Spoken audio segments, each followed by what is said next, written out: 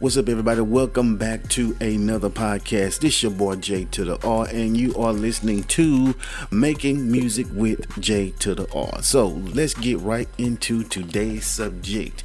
Today we're going to be talking about all of the different software out there that you can use to make music with. In particular, the various DAW programs that you can use.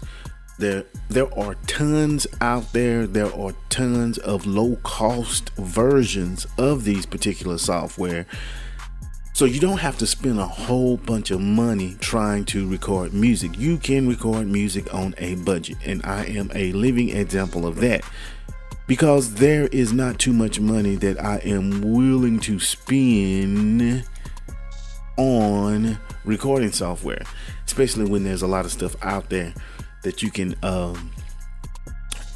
never use all of the features that it has. And most of the software that is out there today is probably a little bit beyond our skill level anyway. So why go for the $399 package or whatever it is when you can get the $99 package, or you can get the free version of whatever software? So let's take a look at a few, and we are going to start number one with Pro Tools first. You got to start with Pro Tools first. Why? Because this is pretty much the industry standard. You know what I mean? Every major recording studio, every mom and pop recording studio, every recording studio in the hood is going to be using Pro Tools, a version of Pro Tools. Probably not Pro Tools first. But if you want to get your foot wet, Pro Tools first. Why do I think Pro Tools first is good? Well, number one, there's not much difference between the Pro version and its free version as far as the features that it has. So the only limitation is, I believe, with Pro Tools first, you have only 16 tracks and a certain amount of bus, certain amount of plugins, but their plugins are some of the best. So you'll get the reverb, compression, EQ, delay, and really those are pretty much all the ones we're going to use anyway. And then you also get the VST, I think it's called Expandix or whatever it is. You got tons of instruments in that VST. You don't have any drum samplers, but that's okay. You can build your drum loops anyway without a drum sampler or without the ease that Cubase brings to the table. And like I said, again, you are learning the industry standard, so you don't really want to sleep on that software. Now, what I like about Pro Tools in general is the fact that the GUI is so straightforward. It's not cluttered, it's simple, it's old school, and I like old school. You know what I'm saying? The way that it works is so simplified. I see why it's one of the most popular recording software it is, because it's so simple to use, and it's so, I mean, you can just do things effortlessly in it. And I can't even explain it. It's just the way that it looks, the way it works, the way it operates. Whereas some of the other software, they try to kill you with features and it's cluttered. To me, I think the Presonus Studio One Prime 4 or whatever it is called, something of that nature, I think that one is kind of cluttered. It's a good software, but it's cluttered. Cubase, that's my go-to software, and it always will be, but the interface is not quite as well as Pro Tools or Pro Tools First, which is the free version. Now, Pro Tools First, there's a lot of downside to it. Number one, you can only save 3 songs unless you buy a subscription. Then you can save more than that, but it depends on the subscription that you have. So in other words, with Pro Tools First, the good part about it is you can collaborate online. Everything is stored in the cloud. The bad part about it is with Pro Tools First, you can only store 3 songs.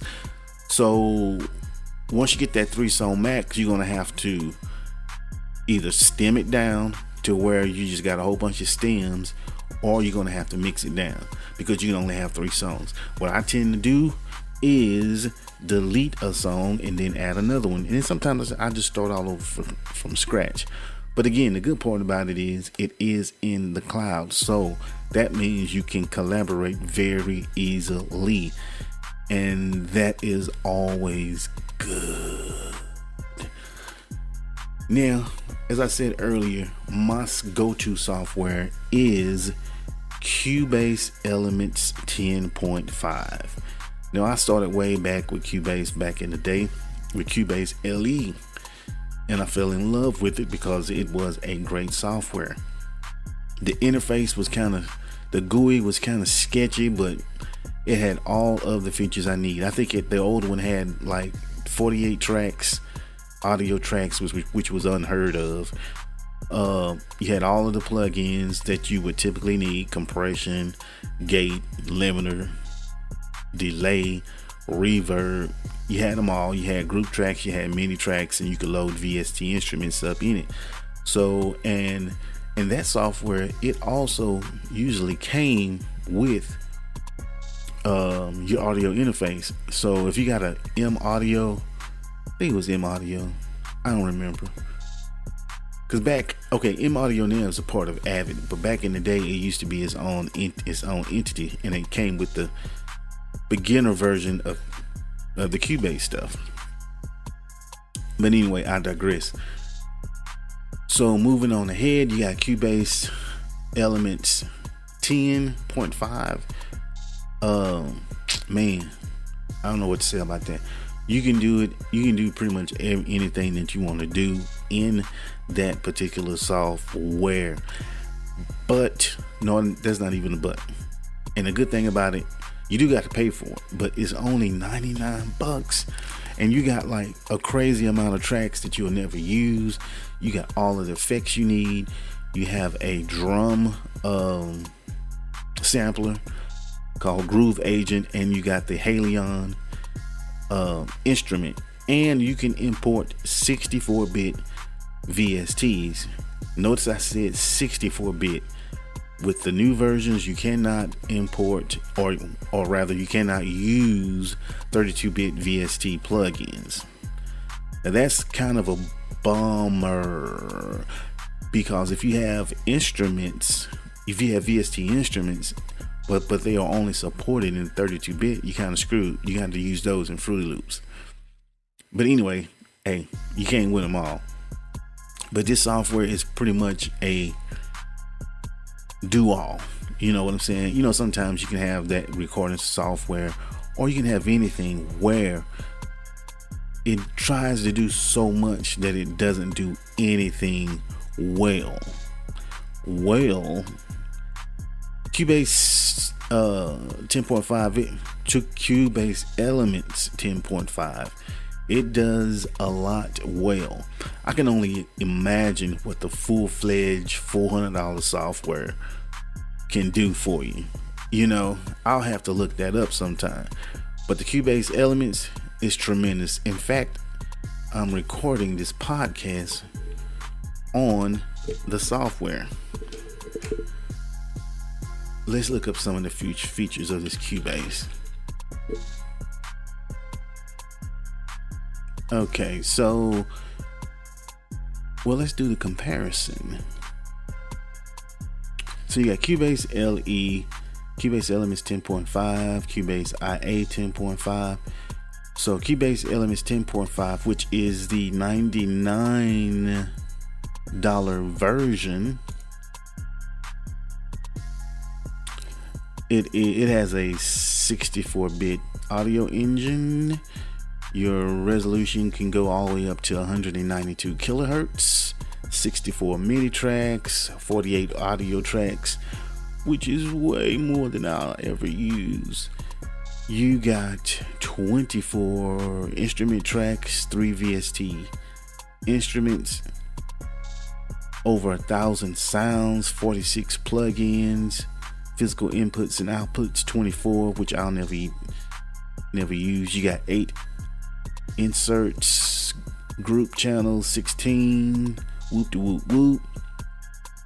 You got a whole bunch of stuff. Now let's compare this with the Pro version. which is like hundreds of dollars more.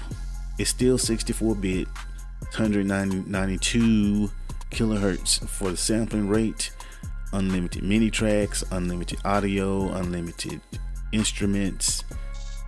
It comes with 8 VST instruments, over 3,000 sounds, 76 effects plugins, 18 MIDI plugins, 256 inputs and outputs. Man, rack instruments 64. You got a lot going on. But how much is it? $587. That is a lot of money, folks. Versus the Elements, which is pretty much more than what anybody would ever use, is $99. That's tremendous. That's just tremendous. Now you got PreSonus Studio One 4 Prime. How long have I been using this particular software? So it looks like in 2014 I downloaded Studio One 2, and when did I download that? Studio One 3. Where did it go? Oh man, I just see date registered. Group products by type. Well, I thought I just had it, but my orders. Okay, Studio One 3, 2015, and Studio One 4 Prime, March of 2019. So I've been messing with them for about 2014, on and off. Now I keep moving away from it because I don't really like it all of that much because it's so limited. But you gotta keep telling yourself this is free. It's free. So you can do a lot with this. All it takes is a little bit of talent, patience, and get to know it.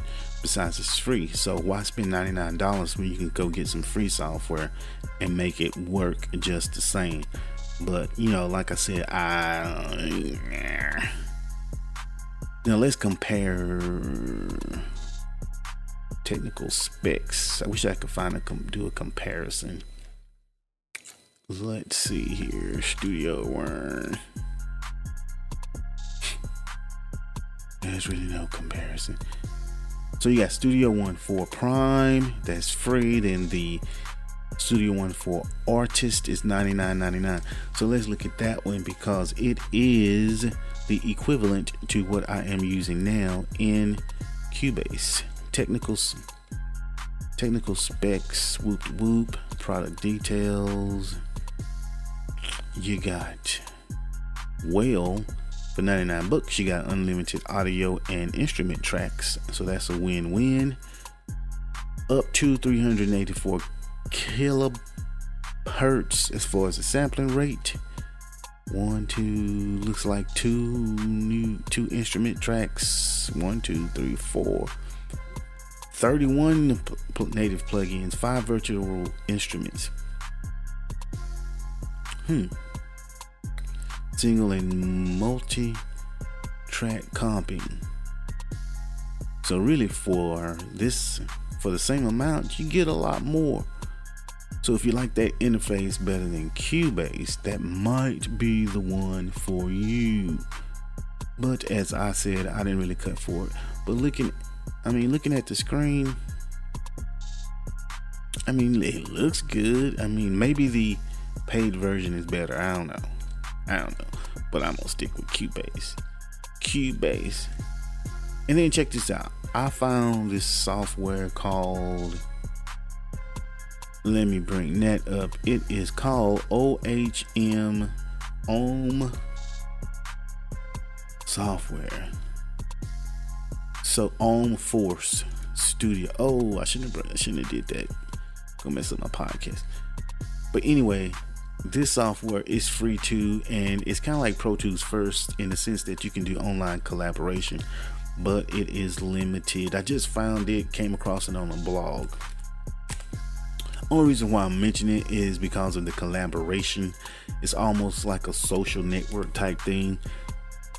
So you can just load a song, write a song, make it public, and people can add to that song. So I think that's pretty neat.